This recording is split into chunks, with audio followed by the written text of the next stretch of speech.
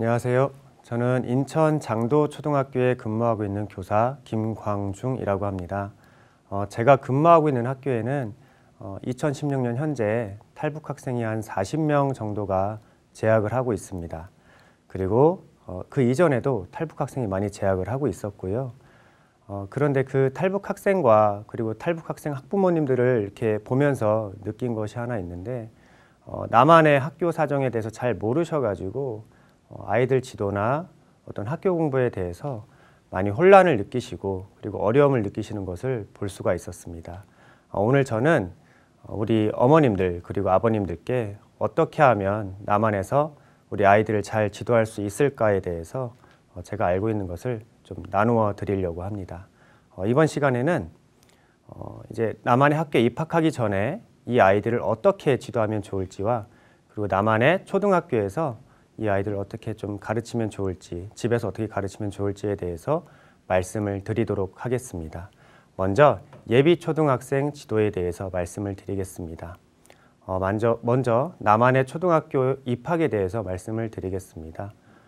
남한의 읍면동장은 매년 10월 1일 현재 그 관내에 거주하고 있는 만 6세 아동을 대상으로 취약 아동 명부를 작성한 후에 취약 통지서를 가정에 배부하게 되어 있습니다. 그 취약 통지서를 받은 학부모는 반드시 그 이듬해 학생을 초등학교에 입학을 시키셔야 하고요. 만약에 그 보호자가 희망할 경우에 1년 먼저 입학을 시키거나 1년 연기하는 것이 가능합니다. 이 조기 입학을 하거나 입학 연기를 하려면 그해 10월부터 12월 말까지 거주하고 계신 읍면동장에게 조기 입학 신청서 또는 입학 연기 신청서를 제출하셔야 합니다. 다음으로 초등학교 입학 전에 해야 할 일에 대해서 말씀을 드리도록 하겠습니다. 초등학교 입학 전에는 홍역 2차 예방 접종을 반드시 실시하셔야 하고요. 그리고 입학 전에 그 해당 학교에서 실시하는 예비 소집 행사에 꼭 참석을 하셔야 합니다. 그리고 입학 전에 우리 아이들이 가서 공부를 잘할 수 있도록 필수적인 학용품을 준비를 해주셔야 됩니다. 책가방은 꼭 필요하겠고요. 그 다음에 남한의 학교에서는 실내에서는 실내화를 신고 다닙니다. 그래서 실내화를 준비해 주시고 그리고 실내화를 담고 다닐 수 있는 실내화 주머니, 그리고 같이 공부할 공책, 필통, 연필, 지우개 등을 미리 준비해 주시면 되겠습니다. 그리고 자녀가 이제 학교 적응을 위해서 부모님께서 몇 가지 좀 챙겨 주셔야 하는데요. 첫 번째는 학교까지 걸리는 시간을 함께 알아봐 주시면 좋습니다. 그리고 두 번째는 남한은 이 북한과는 다르게 교통사정이 매우 복잡한 경우도 있고 그리고 길도 넓고 차도 많이 다니기 때문에 이 횡단보도를 건너는 방법에 대해서 미리 알려주시면 많은 도움이 됩니다. 그리고 학교를 가고 올 때 길에 위험한 것들이 없는지 같이 확인을 하시고 대처하는 법에 대해서도 꼭 알려주시기 바랍니다. 그리고 학교를 가는 시간에 맞추어서 규칙적으로 생활할 수 있도록 습관을 길러주시면 좋습니다. 아침에 일찍 일어나기, 그리고 제때 밥 먹기, 그리고 일찍 잠자기 등 기본적인 거지만 그런 것을 꼭 챙겨주시기 바랍니다. 그리고 아이들이 아직 어리기 때문에 반드시 부모님의 이름과 그리고 자기가 사는 집의 주소, 전화번호 등을 기억하게 하시고 만약에 기억을 하지 못하거나 부득이한 경우가 있으면 종이나 어떤 다른 곳에 적어서 다닐 수 있도록 해주시면 많은 도움이 됩니다. 그리고 공부 시간에 화장실에 가지 않도록 꼭 쉬는 시간에 용변을 볼 수 있는 훈련을 시켜주시고 그리고 책가방을 챙기는 법, 실내화를 갈아 신는 법, 그리고 음식 먹는 속도 조절하기 등을 미리 가정에서 지도를 해주시면 아이가 학교에 갔을 때 큰 도움을 받을 수 있습니다. 다음으로 탈북 학생 교육비 지원에 대해서 말씀을 드리도록 하겠습니다. 국민기초생활수급자 그리고 차상위 계층 등은 방과 후 학교 자유수강권으로 연간 50만 원 내외를 지원받게 됩니다. 근데 이 50만 원이라는 금액은 지역마다 다 똑같은 것은 아니고요. 지역마다 약간의 차이가 있습니다. 그리고 여기에 탈북 학생은 교육청에서 지원을 해주는 지원비가 있는데요. 연간 80만 원 내외의 지원비를 받게 됩니다. 근데 이 80만 원은 돈으로 받으시는 것이 아니라 학교에서 그 학교 선생님들에게 나누어 주게 됩니다. 그리고 이 돈을 가지고 탈북 학생들과 함께 교육적으로 유의미한 활동을 할 수 있게끔 그렇게 지원이 되는 금액입니다. 입학 전에 생활지도에 대해서 말씀을 드리도록 하겠습니다. 먼저 규칙적으로 생활할 수 있도록 도와주셔야 하고요. 그리고 자기 일은 스스로 할 수 있도록 습관을 기를 수 있도록 도와주시기 바랍니다. 그리고 친구와 잘 어울릴 수 있도록 지도를 해주시고 그리고 청결을 꼭 유지할 수 있도록 도와주시면 좋습니다. 입학 전에 먼저 자녀의 건강 상태가 어떠한지 미리 잘 체크를 해 놓으셔야 되고요. 그리고 자녀의 습관은 무엇이 있는지 알아두셔야 나중에 담임 선생님과 함께 이야기 나누거나 그리고 선생님과 함께 아이를 지도할 때 큰 도움을 받을 수가 있습니다. 그리고 교통 안전을 위한 지도를 꼭 해주시고 그리고 아이 스스로 자신을 보호할 수 있도록 여러 가지 방법을 같이 지도를 해주시면 좋습니다. 그리고 예의 바른 생활을 할 수 있도록 학교에 가서 선생님이나 혹은 학교에 다녀와서 부모님께 예의 바르게 인사할 수 있도록 그런 방법들도 알려주시면 좋겠습니다. 먼저 초등학생 1학년의 하루 일과에 대해서 말씀을 드리도록 하겠습니다. 이 하루 일과는 지역 및 학교에 따라 다른데요.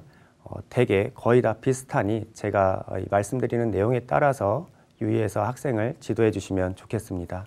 먼저 등교는 대개 8시 30분에서 8시 40분에 이루어집니다.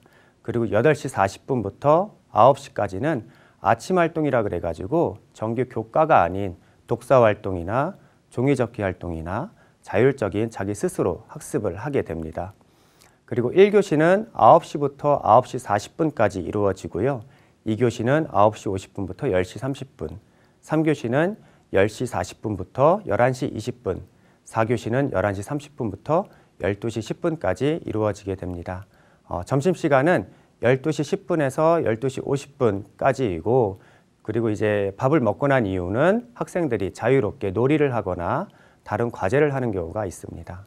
그리고 5교시는 오후 1시부터 오후 1시 40분까지 이루어지게 됩니다. 근데 1학년 같은 경우에는 5교시가 매일 있는 것이 아니라 일주일에 2-3번 정도 있습니다. 다시 한번 말씀드리지만 지금 말씀드린 이 일과는 모든 지역이 다 똑같은 것이 아닌 각 지역마다 차이가 있음을 유념해 주시기 바랍니다. 그리고 나만의 학교는 학교마다 홈페이지가 다 구축이 되어 있습니다. 그래서 이 홈페이지에 들어가시면 그 학교에 대한 정보를 미리 확인하실 수가 있습니다. 학교 홈페이지에는 학교 안내, 그리고 학교에서 안내하는 공지사항, 그리고 가정통신, 방과후 학교, 민원 서비스 등에 대한 정보가 들어가 있습니다. 근데 대개 이 초등학교의 홈페이지들은 어머님이 미리 가입을 하셔야 확인해 보실 수 있는 내용들이 많습니다. 꼭 인터넷에 들어가셔서 해당 학교에 회원 가입을 하시고 정보들을 확인하시기 바랍니다. 학교 도서관 활용에 대해서 말씀을 드리겠습니다. 남한의 초등학교는 학생들이 자유롭게 책을 볼 수 있도록 학교 도서관을 구축해서 운영하고 있습니다. 이 도서관은 어머님들도 함께 운영이 가능합니다. 도서관 개방 시간, 그리고 책을 빌릴 수 있는 그 시간, 그리고 어떻게 하면 책을 빌릴 수 있는지를 먼저 알아보시고 이용을 할 수 있도록 도와주시면 좋습니다. 학교 급식에 대해서 말씀을 드리겠습니다. 급식은 대부분 지역이 무료로 운영이 되고 있습니다. 양이 모자르거나 더 먹고 싶으면 더 받아서 먹을 수 있으나 더 받을 수 있는 반찬 종류가 제한이 됩니다. 그리고 이 학교 급식의 식단은 전문 영양교사가 고민해서 만든 식단이므로 꼭 골고루 먹을 수 있도록 지도를 해주시면 좋습니다. 그리고 알러지가 있는지를 담임 선생님께 미리 알려주시면 그 담임 선생님께서 그 부분을 고려해서 급식 지도를 해주실 수가 있습니다. 근데 이것을 미리 알려드리지 않을 경우에 건강에 위험이 생길 수 있으므로 꼭 담임 선생님께 미리 알려주시기 바랍니다. 다음으로 1학년 학습 활동에 대해서 말씀을 드리겠습니다. 1학년은 국어와 수학, 그리고 통합교과, 창의적 체험 활동으로 구성이 되어 있습니다. 통합교과의 경우 총 8권으로 구성이 되어 있는데요. 학교, 봄, 가족, 여름, 이웃, 가을, 우리나라, 겨울 등의 교과로 구성이 되어 있습니다. 그리고 첫 3월은 학교 생활 적응 기간으로서 신나는 우리 학교라는 교과와 그리고 창의적 체험 활동을 병행해서 운영을 하게 됩니다. 이 부분 또한 지역마다 약간의 차이가 있음을 유념해 주시기 바랍니다. 부모님들이 아이를 초등학교에 보내기 전에 알아두면 편리한 프로그램에 대해서 말씀을 드리겠습니다. 먼저 나만의 학교는 방과 후 학교가 운영이 되고 있습니다. 그 정규 교과 시간 이후에 학교에서 여러 가지 특기 신장을 위한 프로그램을 운영을 하고 있는데요. 매년 이제 학교에 가게 되면 학교에서 안내문을 발송을 해 드립니다. 그것을 보시고 이제 온라인 또는 선생님께 직접 신청서를 제출하시면 방과 후 학교에 이제 참여해서 공부를 할 수가 있습니다. 이 방과 후 학교 수강료는 수익자 부담이 원칙이나 아까 말씀드렸던 탈북 학생이 지원받는 연 50만 원 내에서 자유수강권으로 지원을 받을 수가 있습니다. 두 번째로 나만의 학교에서는 현장 체험 학습이 이루어집니다. 학생과 학부모의 신청을 받아서 학교장이 허가하는 일정 기간의 체험활동을 말합니다. 이 체험학습은 국내의 경우 최대 10일, 국외 10일을 출성으로 인정을 해줍니다. 토요 휴업일과 공휴일은 제외되고 그리고 학교마다 기간이 다릅니다. 신청 방법은 현장 체험학습 신청서를 담임선생님께 제출하시면 학교장의 허가를 받아서 현장 체험학습을 실시를 하고 체험학습을 실시한 이후에는 담임선생님께 보고서를 제출해야 됩니다.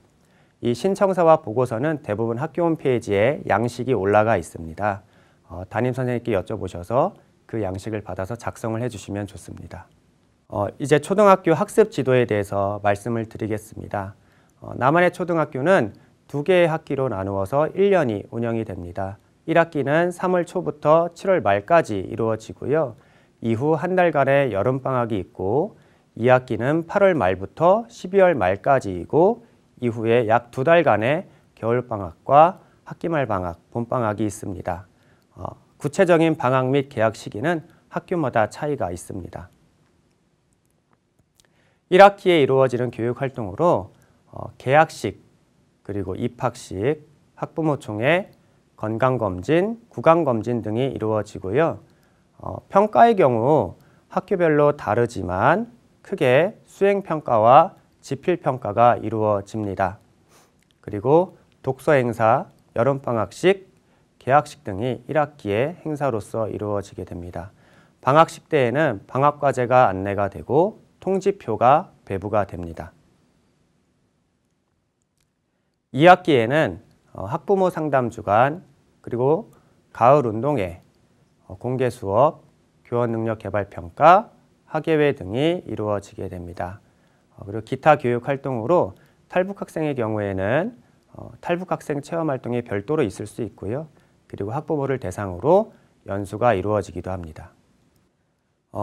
초등학교에서 쓰는 학용품에는 모두 이름을 표시를 해주시면 좋습니다. 학교에서 준비해야 될 준비물로서 줄이 있는 공책, 그리고 칸으로 이루어진 공책, 알림장, 종합장, 독서록, 받아쓰기 공책, 클리어 파일, 미니 청소도구, 일기장, 양치도구, 색연필, 사인펜, 풀, 가위, 투명 테이프, 삼각자 등을 미리 준비를 해주시면 공부에 도움이 됩니다. 수업 중 수시로 사용하는 사인펜이나 색연필, 풀, 가위 등은 작은 주머니를 만들어 주셔서 그 안에 넣어 보관을 하면 수업 시간에 활용하기에 편리합니다. 학부모 상담 주간에 대해서 말씀을 드리겠습니다. 학부모 상담 주간은 매 학기 초 3월 달과 9월 달에 이제 일주일 동안 이루어지는데요. 부모님께서 학교를 직접 방문을 하시거나 아니면 전화를 통해서 담임 선생님과 면담을 하는 기간입니다. 이 면담을 신청하는 방법은 학부모 상담 주간에 학교에서 배부해 드리는 가정통신문을 미리 확인을 하시고 면담 시간과 방법을 정해서 담임 선생님께 신청서를 제출을 합니다. 그럼 학교에서 선생님이 그 내용을 보시고 이제 약속을 잡아 주시면 그 약속 시간에 가서 면담을 하시면 되는데요. 면담하실 때 내용으로는 학생과 관련된 내용, 그리고 가정과 관련된 내용, 이런 것들에 대해서 학생에게 도움이 될 수 있도록 같이 이야기를 나누시면 좋습니다. 먼저 이제 담임 선생님께 가정 환경과 관련돼서 어떤 가족 구성원의 관계, 분위기, 입국 전 생활, 그리고 탈북 및 입국 과정에서 겪었던 힘들었던 일, 그리고 부모님이 지금 하시는 일 등을 미리 담임 선생님께 알려드리면 담임 선생님이 이 아이의 어떤 지도 계획을 세우는 데 있어서 큰 도움이 될 것으로 생각이 됩니다.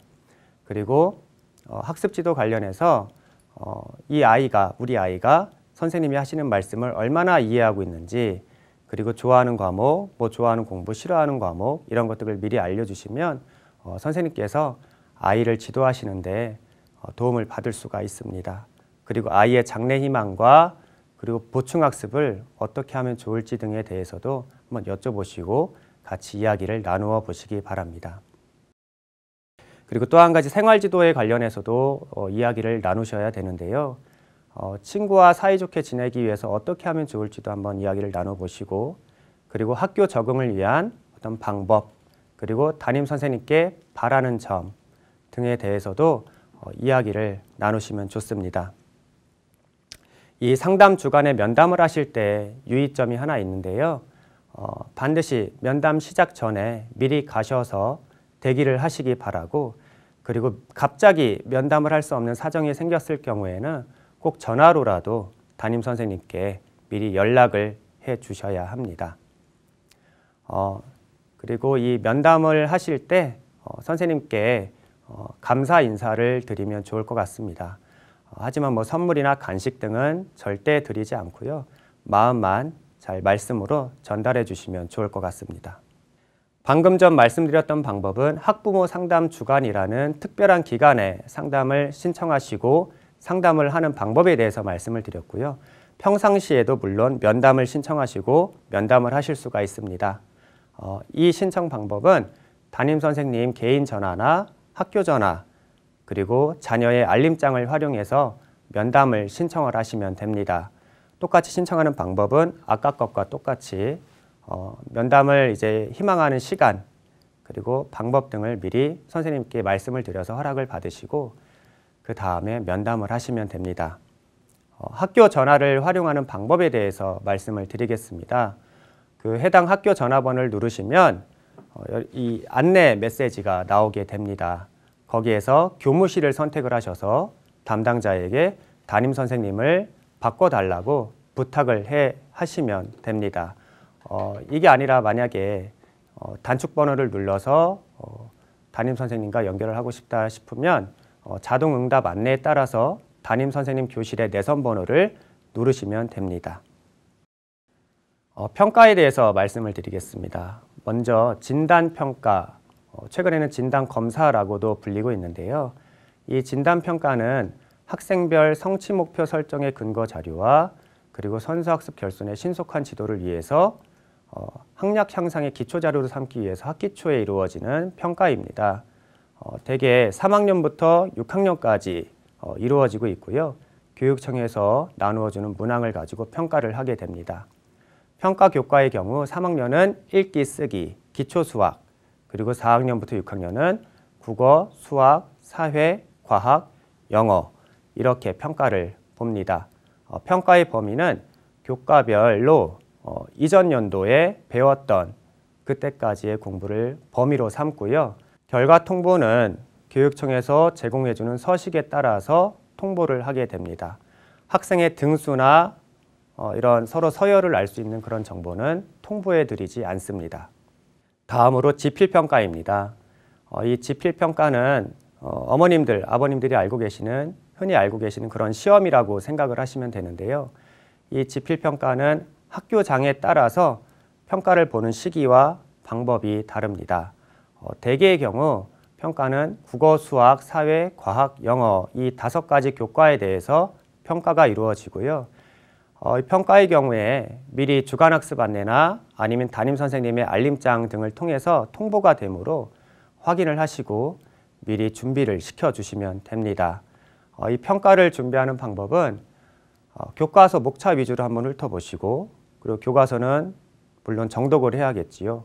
그리고 핵심 내용 위주로 정리하면서 암기하고, 그리고 문제집 등을 풀어보면서 확인해 보시면 대비를 하실 수 있을 것 같습니다. 나만의 지필평가는 북한과 다르게 보기를 선택하는 문항이 나옵니다.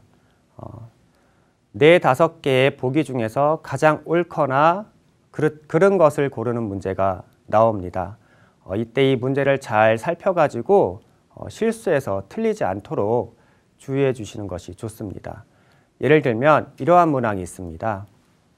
다음 중 계산을 바르게 한 것은 어느 것입니까? 와 같이 올바른 것을 고르는 이런 문제입니다. 그래서 첫 번째 보기는 1 더하기는 5, 두 번째 보기는 2 더하기 3은 5, 이런 식으로 보기가 나오는데 그 중에서 가장 올바른 것을 고르는 이런 문항입니다. 제가 이제 탈북 학생을 많이 지도하다 보면 아이들이 북한에서 이런 경험이 없어서 이러한 문항을 가장 어려워하는데, 이러한 것들에 대해서 미리 가정에서 알려주시고 지도를 해주시면 학생의 그런 지필평가 대비에 큰 도움이 될 것입니다. 다음으로는 주관식 문항이 있습니다. 문제에 대한 답을 직접 단어나 문장으로 적는 문제인데요. 이것은 북한에서도 많이 경험해 보셨던 그런 문항입니다. 그리고 다음으로 또 생소한 문항이 하나 있는데 바로 서술형 문항입니다. 이것은 단순히 외워서 쓰는 것이 아니라 자신의 생각을 논리적으로 한 여러 가지 문장으로 풀어서 쓰는 문항입니다. 그래서 이러한 서술형의 문항인 경우에도 탈북 학생들이 많이 어려워하는 것을 볼 수가 있었습니다. 다음으로 수행평가입니다.